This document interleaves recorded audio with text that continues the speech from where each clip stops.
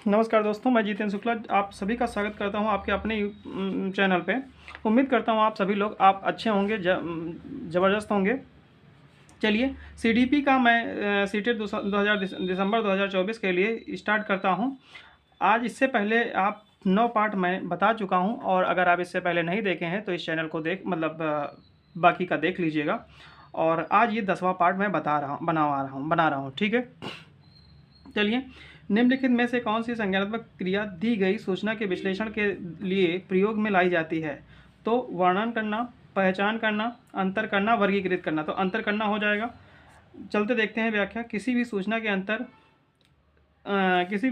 अंतर करना, वर्गीकरण करना, विभेद करना आज संज्ञानात्मक क्रिया के अंतर्गत आते हैं। ठीक है दोस्तों, नेक्स्ट क्वेश्चन हम लोग चलते हैं।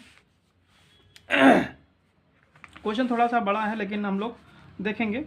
आपसे राजेश अथ लोलू पाठक है कि वह अपने कोर्स की पुस्तकें पढ़ने के अतिरिक्त प्रायः पुस्तकालय जाता है और भिन्न प्रकरणों पर पुस्तकें पढ़ता है। इतनी ही नहीं, राजेश भोजन अवकाश में अपने परियोजना कार्य करता है। उसे परीक्षाओं के लिए पढ़ने के लिए अपने शिक्षकों अथवा अभिभावकों द्वारा कभी भी कहने की जरूरत नहीं है, और वह वास्तव में सीखने का आनंद लेता नजर आता है। उसे डैश के रूप में सर्वाधिक बेहतर रूप से वर्णित किया जा सकता है। आंतरिक रूप से अप्रेरित शिक्षार्थी, तथ्य आधारित शिक्षार्थी, शिक्षक अप्रेरित शिक्षार्थी, आकलन आधारित शिक्षार्थी। तो आंतरिक रूप से अप्रेरित शिक्षार्थी हो जाएगा दोस्तों, ठीक है। कैसे हो जाएगा, चलिए व्याख्या देख लेते हैं। राजेश एक आंतरिक रूप से अप्रेरित शिक्षार्थी है क्योंकि इसे सामान्यतः स्वयं ही अपने कोर्स की पुस्तकें पढ़ते तथा अन्य प्रकरणों पर पुस्तकें भी पढ़ते हैं, क्योंकि ऐसे छात्र जिज्ञासु प्रवृत्ति के होते हैं तथा वह ज़्यादा से ज़्यादा ज्ञान अर्जित करने की कोशिश करते रहते हैं। अतः ऐसे छात्रों को पढ़ने तथा किसी परियोजना को पूरा करने के लिए किसी के कहने की जरूरत नहीं पड़ती, वह स्वयं कर लेते हैं। ठीक है दोस्तों, उम्मीद करता हूँ आपको समझ में आया होगा। नेक्स्ट क्वेश्चन है, 3rd नंबर क्वेश्चन है। यदि पूर्व प्राथमिक स्तर पर बच्चों पर खोज करने की अनुमति दे दी जाए तो वह संतुष्ट हो जाते हैं। जब उन्हें हतोत्साहित किया जाता है तो वे व्यथित हो जाते हैं, ऐसा कि उनकी प्रेरणा के कारण है, तो अपनी शक्तियों का उपयोग करते हैं अपनी उपेक्षा को कम करने के लिए। यानी कि जब ऐसे बच्चा को संतुष्ट रहेगा, अपने मन से करेगा तो संतुष्ट रहेगा। अगर उसे उत्साहित करोगे, हतोत्साहित किया जाएगा, परेशान किया जाएगा तो वो व्यथित हो ही जाएगा। तो उसकी उपेक्षा का मतलब कमजोरी को कम करने की बात करता है। ऑप्शन बी सही है।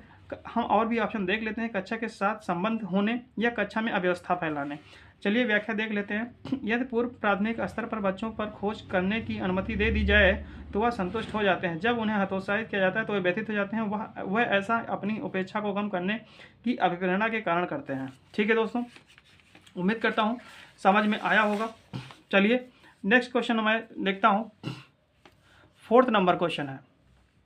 4th नंबर क्वेश्चन है आपका, मानव बुद्धि एवं विकास की समझ शिक्षक को के डैश योग्य बनाती है। तो निष्पक्ष रूप से अपने शिक्षण अभ्यास में शिक्षण के समय शिक्षार्थियों के संवेगों पर नियंत्रण बनाए रखने, विविध शिक्षार्थियों के शिक्षण के बारे में स्पष्टता, यानी कि जो विविध वर्ड आता है तो वो होता है पॉजिटिव। तो इसलिए ये ऑप्शन तो सही है, अभी लग रहा है। आगे भी पढ़ लेंगे क्योंकि सीटेट में हमें जो सबसे उचित होता है उसी को ऑप्शन टिक करते हैं।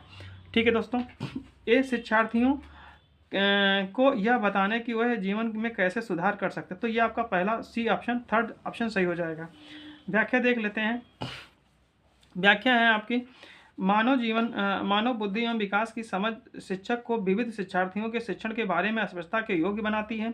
अतः मानव बुद्धि एवं विकास के आधार पर ही एक शिक्षक किसी छात्र के बौद्धिक स्तर का आकलन करता है। ठीक है दोस्तों, नेक्स्ट क्वेश्चन 5th नंबर देखते हैं। 5th नंबर है, निम्नलिखित में से कौन सा सत्य है? शिक्षक द्वारा प्रश्न पूछना संज्ञानात्मक विकास में बाधक है। विकास द्वारा सीखना समाज सांस्कृतिक संदर्भों से अप्रभावित रहते हैं। शिक्षार्थी एक निश्चित तरीके से सीखते हैं। खेलना संज्ञान और सामाजिक दक्षता के लिए सार्थक है। तो यानी कि ऑप्शन डी, अगर खेल में बच्चा अगर सीखता है तो वो अच्छे से सीख भी जाएगा और उसको कोई परेशानी भी नहीं होगी, दिक्कत भी नहीं होगी। चलिए हम लोग व्याख्या भी देख लेते हैं। व्याख्या है आपकी, संज्ञानात्मक विकास जन्म से लेकर युवा होने तक निरंतर चलने वाली प्रक्रिया है, जिसमें बालक धीरे धीरे संज्ञानात्मक विकास का निम्न अवस्था से उच्च अवस्था की ओर बढ़ता है। साथ ही खेलने से बालक में सहयोगात्मक एवं अप्रतिस्पर्धात्मक भावना का भी विकास होता है। अतः बालक का खेलना संज्ञान और सामाजिक दक्षता के लिए आवश्यक है। ठीक है दोस्तों, और आप कंप्लीट वीडियो पूरा देखिएगा ताकि आपको अच्छे से समझ में आए। और अगर आप चैनल पर पहली बार देख रहे हैं तो चैनल को सब्सक्राइब कर लीजिएगा। आपके एग्जाम के पॉइंट ऑफ व्यू से बहुत इंपॉर्टेंट क्वेश्चंस और एकदम कंटेंट, अच्छे कंटेंट को लेकर के आया हूँ, जो कि प्रीवियस ईयर पेपर में इसी के अकॉर्डिंग क्वेश्चन पूछे जाते हैं। नेक्स्ट क्वेश्चन है आपका, बच्चे के विकास में आनुवंशिकता और वातावरण की भूमिका के बारे में निम्नलिखित में से कौन सा सत्य है। ठीक है, तो अब देख लेते हैं कि आनुवंशिकता और वातावरण दोनों एक बच्चे के विकास में 50-50% योगदान देते हैं। ठीक है, आगे भी पढ़ते हैं। समवयस्कों और पितृक को सापेक्ष योगदान योगात्मक नहीं है। आनुवांशिक और वातावरण एक साथ प्रचलित नहीं होते हैं। सहज रुझान वातावरण से संबंधित है, जबकि वास्तविक विकास के लिए आनुवांशिकता जरूरी है। यानी कि ऑप्शन आपका बी सही हो जाएगा, क्योंकि जो पितृक का मतलब होता है जो माता पिता के द्वारा किए जाते हैं, कार्य करवाए जाते हैं, तो उसका कोई एकात्मक मूल्यांकन थोड़ी ना होता है, तो वो यही सही हो जाएगा, बी ऑप्शन। चलिए हम ऑप्शन व्याख्या भी पढ़ लेते हैं। बच्चे के विकास में आनुवंशिकता और वातावरण की भूमिका रहती है, क्योंकि बच्चे के विकास में बच्चे का आनुवंशिकता गुण तथा उसके चारों ओर वातावरण पर निर्भर करती है, लेकिन समवयस्कों और पितृ के सापेक्ष योगदान की आवश्यकता नहीं होती है। ठीक है, नेक्स्ट क्वेश्चन 7 नंबर पढ़ रहे हैं। 7 नंबर क्वेश्चन क्या है, समाजीकरण है। समाजीकरण क्या है, तो समाजीकरण सामाजिक मानदंडों में परिवर्तन है। ठीक है, शिक्षक एवं पढ़ाए गए के बीच संबंध है। समाज के आधुनिकीकरण की प्रक्रिया है। समाज के मानदंडों के साथ अनुकूलन है। तो समाज के मानदंडों के साथ अनुकूलन होगा, यानी कि समाज में जो भी बताया जा रहा है, जो लोग कर रहे हैं, जो भी हो रहा है, तो उसके साथ उसमें ढल जाना, अनुकूल कर लेना, अपने आप में उसको एक्सेप्टेड कर हो जाना, यही आपका जो है हो जाएगा। ठीक है, तो उम्मीद करता हूँ ये आपको समझ में आया होगा। नेक्स्ट हम लोग चलते हैं, आपका इसकी व्याख्या भी देख लेते हैं, ताकि जो है आपको और अच्छे से समझ में आ जाए। ठीक है, चलिए, आपको उम्मीद करता हूँ दिख भी रहा होगा। व्यक्ति का समाज के मानदंडों के साथ अनुकूलन ही समाजीकरण है। व्यक्ति का समाज के मानदंडों के साथ, यानी कि जो समाज में खाना पीना, रहना, उठना बैठना, बोलचाल की भाषा जो होती है, वही समाज के अगर आप बच्चा एक्सेप्ट करता है तो वो आपका हो जाएगा।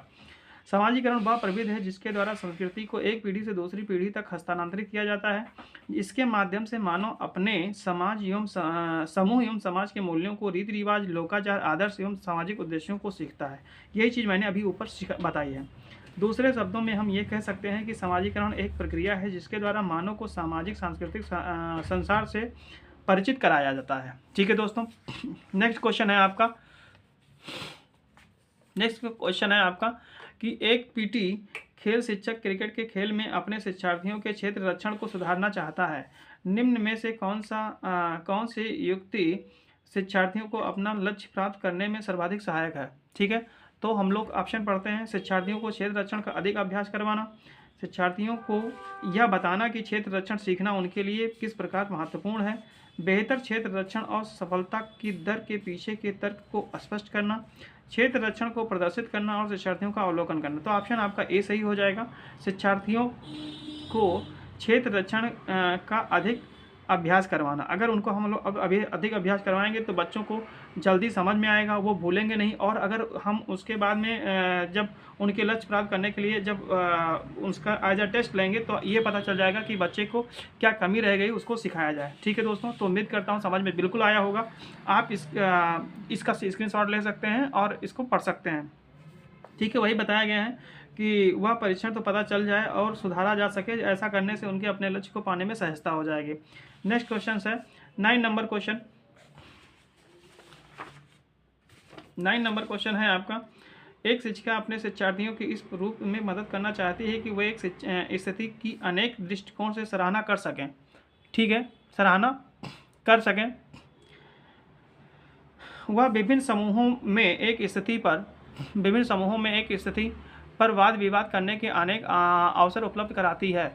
वाइगॉस्की के परिप्रेक्ष्य के अनुसार उसके शिक्षार्थी विभिन्न दृष्टिकोणों को करेंगे और अपने तरीके से उस स्थिति के अनेक परिप्रेक्ष्य विकसित करेंगे। तो आपके ऑप्शन है आपके तर्कसंगत, आत्मसात, निर्माण और संक्रियाकरण। तो ये आपका होगा आत्मसात, यानी कि वाइगॉस्की के परिप्रेक्ष्य के अनुसार उसके इस शिक्षार्थी विभिन्न दृष्टिकोणों को करेंगे और अपने तरीके से इस स्थिति के अनेक परिप्रेक्ष्य विकसित करेंगे। तो यह प्रक्रिया अनुशासन के अंतर्गत आती है, जिसके अनुसार जब बच्चे को कोई नया अनुभव होता है तो वह अपने बच्चे पूर्वानुभवों से उसे संबंध करता है या परिमार्जित करता है। ठीक है, तो उम्मीद करता हूँ आप लोगों को समझ में आया होगा। आप व्याख्या भी मैंने एक्सप्लेन कर दी है, आप देख लीजिएगा। नेक्स्ट क्वेश्चन है आपका 10 नंबर क्वेश्चन, और ये मेरा जो है लास्ट क्वेश्चन होगा।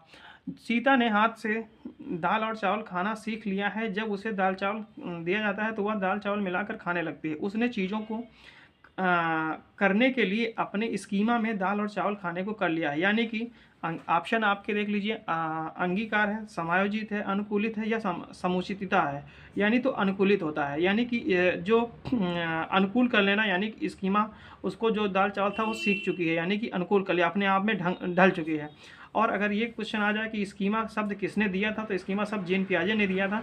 ये भी एक क्वेश्चन अपने आप में बनता है, जो कि सीटेट में आया हुआ क्वेश्चन है। ठीक है, अब इसका एक्सप्लेनेशन भी हम लोग देख लेते हैं ज़रा सा। आप देख लीजिए, आपको हाँ अब दिखाई दे रहा होगा। अब स्कीमा से तात्पर्य ऐसी मानसिक संरचना से है जो व्यक्ति विशेष के मस्तिष्क में सूचनाओं को संगठित करने तथा व्याख्यात करने हेतु विद्यमान होती है। ये स्कीमा दो प्रकार की होती है। कौन कौन से? एक साधारण होता है, एक जटिल होता है। अतः सीता ने हाथ से दाल और चावल खाना सीख लिया है। जब उसे दाल और चावल दिया जाता है तो वह दाल चावल मिलाकर खाने लगती है। उसने चीज़ों को करने के लिए अपने स्कीमा में दाल चावल को अनुकूलित कर लिया है। अतः यह एक स्कीमा का उदाहरण है। ठीक है दोस्तों, तो उम्मीद करता हूँ आप लोगों को समझ में ज़रूर आया होगा। अब अगर आप मेरे चैनल पे पहली बार देख रहे हैं तो चैनल को सब्सक्राइब कर दीजिए, लाइक कर दीजिए और कमेंट में बॉक्स में कमेंट जरूर करिए। Thank you class.